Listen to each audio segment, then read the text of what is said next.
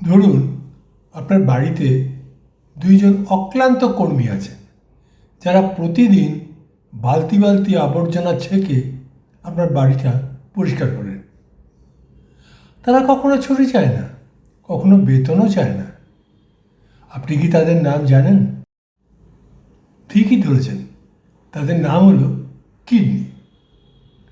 একটা সত্যি কথা বলুন তো, আমরা এই কর্মীকে কবে শেষবার ধন্যবাদ দিয়েছি? কবে শেষবার মনে মনে বলেছি তোমরা ভালো আছো তো?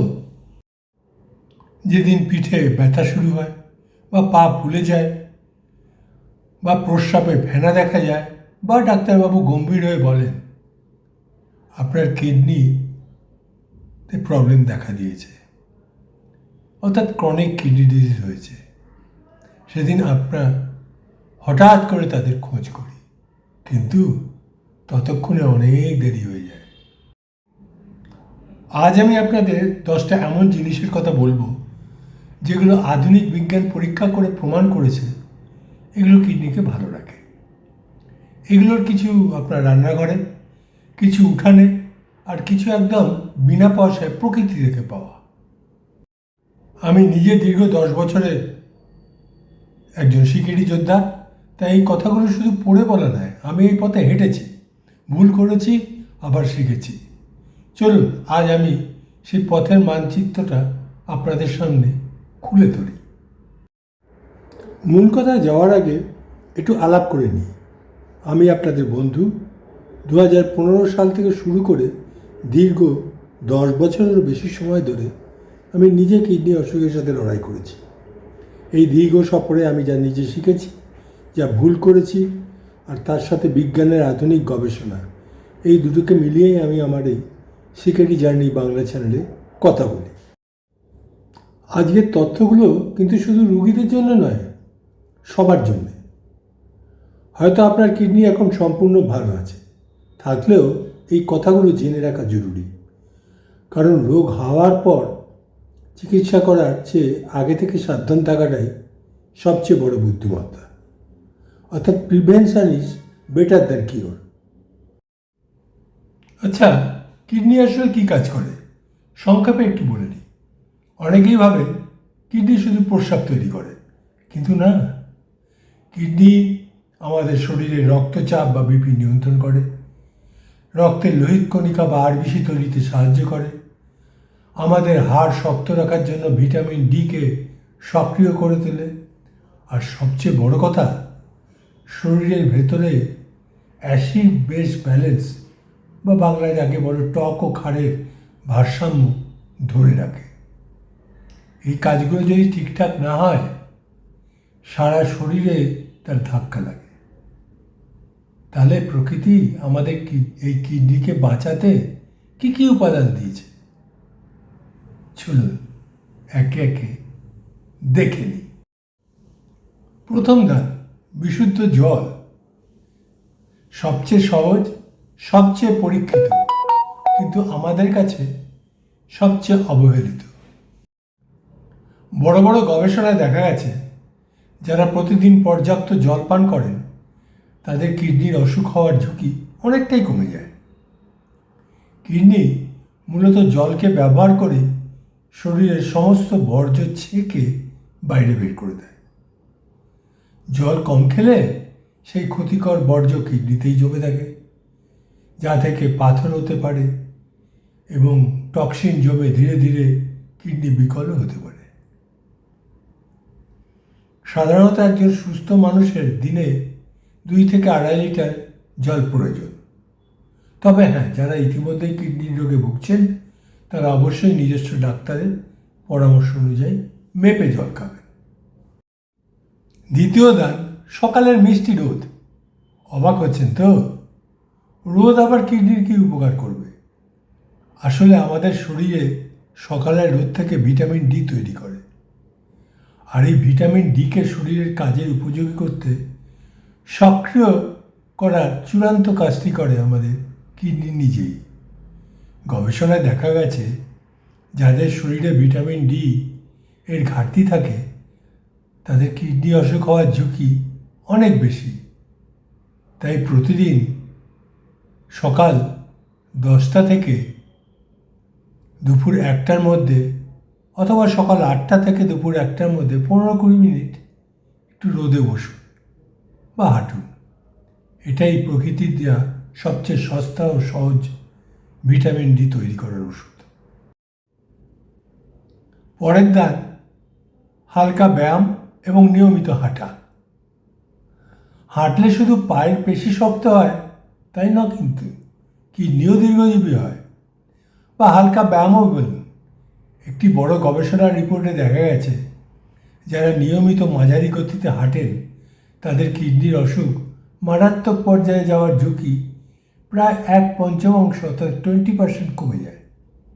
কারণ খুব সোজা, হাঁটলে রক্তচাপ নিয়ন্ত্রণে থাকে, ব্লাড সুগার কমে এবং শরীরের ভেতরের প্রদাহ বা ইনফ্লামেশন দূর হয়। আর এই তিনটেই কিন্তু কিডনির সবচেয়ে বড় শত্রু। তাই প্রতিদিন মাত্র 30 মিনিট হাঁটুন এবং হালকা ব্যায়াম করুন। এর জন্য কিন্তু একটা টাকাও খরচ করতে হয় না। এর পরের দান হচ্ছে গভীর রাতের ঘুম। ঘুমকে আমরা কেবল বিশ্রাম মনে করি, কিন্তু কিডনির কাছে রাতের ঘুম হলো নিজেকে মেরামত করার বা রিপেয়ার করার সময়। গবেষণায় প্রমাণিত হয়েছে যারা নিয়মিত 6 ঘন্টার কম ঘুমান তাদের কিডনি দ্রুত নষ্ট হওয়ার সম্ভাবনা থাকে। কেন জানেন? রাতে গভীর ঘুমের সময় আমাদের শরীরে বিশেষ কিছু হরমোন তৈরি হয় যা কিডনির কোষগুলোকে ক্ষতির হাত থেকে রক্ষা করে।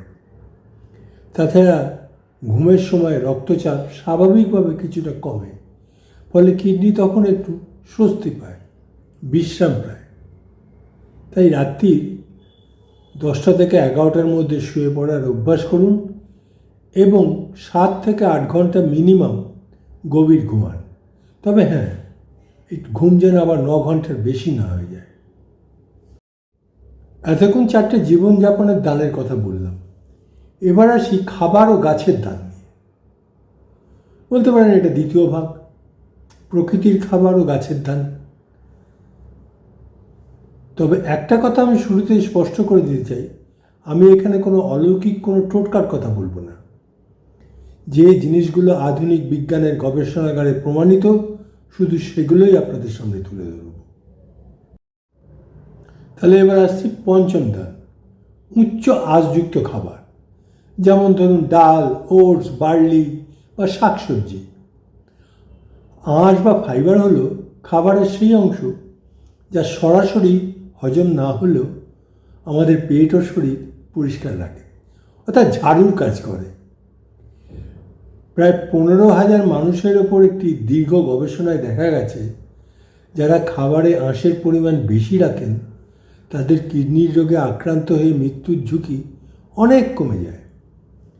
ফাইবার পেটের ভেতরে গিয়ে এমন কিছু উপকারী ফ্যাটি অ্যাসিড তৈরি করে যা কিডনির কোষকে সুরক্ষা দেয় এবং রক্তের ক্ষতিকারক ইউরিয়া বা ক্রিয়েটিনিনের বোঝা কমাতে সাহায্য করে। মসুর ডাল, ছোলা, ওটস, বার্লি বা খোসাযুক্ত সবজি আপনার খাদ্য তালিকায় নিয়মিত রাখুন। তবে অবশ্যই আপনার পটাশিয়ামের মাত্রাটা আপনার ডায়েটিশিয়ান বা নেফ্রোলজিস্টের সাথে আলোচনা করে নেবেন। পরের দান হলো জলপাই তেল বা অলিভ অয়েল। কিডনি সুরক্ষায় অলিভ অয়েলের ভূমিকা অনন্য। এতে রয়েছে প্রচুর পরিমাণে অ্যান্টি ইনফ্ল্যামেটারি উপাদান যা কিডনির ভেতরের প্রদাহ কমায়। আমরা রান্নায় সচরাচর যে রিফাইন্ড তেল বা অতিরিক্ত স্যাচুরেটেড ফ্যাট ব্যবহারযুক্ত অয়েল ব্যবহার করি তা কিডনির সূক্ষ্ম রক্তনালীগুলোর ক্ষতি করে। অলিভ অয়েল সেই ক্ষতি থেকে রক্তনালীগুলোকে বাঁচায়। প্রতিদিন রান্নায় বা স্যালাডে 1-2 চামচ এক্সট্রা ভার্জিন অলিভ অয়েল ব্যবহার করা কিডনির জন্য অত্যন্ত উপকারী। এছাড়া সর্ষের তেল, রাইস ব্রান অয়েল আপনারা ব্যবহার করতে পারেন, ক্ষতি কিছু নেই। পরের দান তুলসী পাতা। আপনার বাড়ির উঠানে বা টবে অথবা আপনার পূজার উপকরণে আপনি তুলসী পাতা পাবেন। কিন্তু এটি এখন বিজ্ঞানীদের গবেষণাগারেও সমান সমর্থিত। গবেষণায় দেখা গেছে তুলসীর নির্যাস শরীরের অক্সিডেটিভ স্ট্রেস বা ভেতরের ক্ষয়ক্ষতি কমায়। সবচেয়ে বড় কথা, এটি রক্তে ইউরিক অ্যাসিডের মাত্রা নিয়ন্ত্রণ করে। ইউরিক অ্যাসিড বেড়ে গেলে কিডনিতে পাথর হওয়া এবং কিডনি ড্যামেজ হওয়ার ঝুঁকি অনেকটা বেড়ে যায়। তাই প্রতিদিন সকালে 4-5টা তাজা তুলসী পাতা ভালো করে ধুয়ে চিবিয়ে খেতে পারেন বা চায়ের সাথে মিশিয়েও খেতে পারেন। পরের দান হলো খাঁটি হলুদ। এই হলুদ নিয়ে বিশ্বজুড়ে হাজার হাজার পরীক্ষা হয়েছে। হলুদের মূল উপাদান হলো কারকিউমিন। এর প্রদাহ কমানোর ক্ষমতা অনেক আধুনিক ওষুধকেও টেক্কা দিতে পারে। চিকিৎসকরা দেখেছেন হলুদ কিডনি রোগীদের প্রস্রাব দিয়ে প্রোটিন বা অ্যালবুমিন বেরিয়ে যাওয়ার সমস্যা, যাকে আমরা প্রোটিন ইউরিয়া বলি, কমাতে সাহায্য করে। প্রস্রাবে প্রোটিন যাওয়া মানে কিন্তু কিডনি দুর্বল হওয়ার লক্ষণ। আর একটা গোপন সিক্রেট, রান্নায় হলুদের সাথে সামান্য গোলমরিচ ব্যবহার করবে। গোলমরিচ হলুদকে শরীরে সহজে শোষণ হতে সাহায্য করে। তবে সাবধান, বাজার চলতি হলুদের ক্যাপসুল বা অতিরিক্ত সাপ্লিমেন্ট খাবেন না, তাতে উল্টে কিডনিতে পাথর হতে পারে। রান্নার স্বাভাবিক হলুদই সেরা। প্রকৃতির পরের দানটা হলো ধনেপাতা। আমরা রান্নার স্বাদ বাড়াতে ধনেপাতা চড়াই। এটা যে কিডনির কত বড় বন্ধু তা আমরা অনেকেই জানি না। গবেষণায় দেখা গেছে ধনেপাতা আমাদের শরীর থেকে সীসা বা ক্যাডমিয়ামের মতো ভারী ও বিষাক্ত ধাতুগুলোকে মূত্রের মাধ্যমে বের করে দিতে সাহায্য করে। এই বিষাক্ত ধাতুগুলো কিন্তু কিডনি বিকল হওয়ার অন্যতম কারণ। এছাড়া ধনেপাতা একটি প্রাকৃতিক মূত্রবর্ধক, অর্থাৎ যাকে ডায়োরিটিক বলা হয়, যা শরীর থেকে অতিরিক্ত জল ও সোডিয়াম বের করে দিয়ে কিডনিকে হালকা রাখে। পরের দানটি হলো ড্যান্ডেলিয়ান বা সিংহতাত ঘাস। এই নামটা হয়তো অনেকের কাছে নতুন ঠেকবে। এটা এক ধরনের হলুদ ফুলওয়ালা ভেষজ ঘাস, যাকে বাংলায় বলা হয় সিংহদাত। পাহাড়ি অঞ্চলে এটা খুব বেশি দেখা যায় এবং এখন এর চা বা এক্সট্রাক্টও পাওয়া যায়। বিজ্ঞান বলে এর পাতার রস শরীরের পটাশিয়ামের মাত্রা না বাড়িয়ে কমিয়েই খুব সুন্দরভাবে প্রাকৃতিক উপায়ে প্রস্রাবের পরিমাণ বাড়াতে সাহায্য করে, যা কিনা কিডনির কার্যক্ষমতা বাড়ায়। তবে মনে রাখবেন, আপনার যদি অলরেডি ক্রনিক কিডনি ডিজিজ হয়ে থাকে তবে এটা ডায়েটে যোগ করার আগে অবশ্যই আপনার নেফ্রোলজিস্ট বা আপনার ডায়েটিশিয়ানের পরামর্শ নেবেন। প্রকৃতির দান তো জানলাম, কিন্তু কিছু জিনিসকে ভুলভাবে কিডনির ওষুধ বলে চালানো হয়, যা আসলে অত্যন্ত বিপজ্জনক। অতিরিক্ত লবণ, যা রক্তচাপ বাড়িয়ে সরাসরি কিডনির ফিল্টারগুলোকে নষ্ট করে। অতিরিক্ত অ্যানিম্যাল প্রোটিন, মাত্রাতিরিক্ত মাংস বা ডিমের কুসুম খেলে কিডনির উপর অতিরিক্ত অ্যাসিড ও ইউরিয়া চাপ পড়ে। না বুঝে ভেষজ বা কবিরাজি ওষুধ খেলে, যেমন ধরুন জিরা বটি বা চীনা মেডিসিন, এমন কিছু ভারী ধাতু বা টক্সিন থাকে যা মাত্র কয়েকদিনেই সুস্থ কিডনিকে বিকল করে দিতে পারে। বিশ্ব স্বাস্থ্য সংস্থা অর্থাৎ WHO এই বিষয়ে কড়া সতর্কতা জারি করেছে। যাচাই না করা টোটকা, অমুক পাতা চিবিয়ে খেলে ক্রিয়েটিনিন কমে, বিজ্ঞানের প্রমাণ ছাড়া এই ধরনের গুজবে কান দেবেন না। প্রকৃতির দান তখনই অমৃত যখন তা সঠিক নিয়মে ও সঠিক মাত্রায় ব্যবহার করা হয়। মনে রাখবেন, প্রকৃতির সব কিছুই নিরাপদ নয়। বিজ্ঞান যেটুকু সমর্থন করে সেটুকুই গ্রহণ করুন। তো এবার উপসংহারে আসি। আজকের 10টি দান আবার এক নজরে দেখে নিই। 1 নম্বর, বিশুদ্ধ জল ফিল্টার পরিষ্কার করে। 2 সকালের রোদ ভিটামিন ডি সক্রিয় করে। 3 হাঁটা বা হালকা ব্যায়াম রক্তচাপ ও সুগার নিয়ন্ত্রণ করে। 4 গভীর ঘুম কোষ মেরামত করে।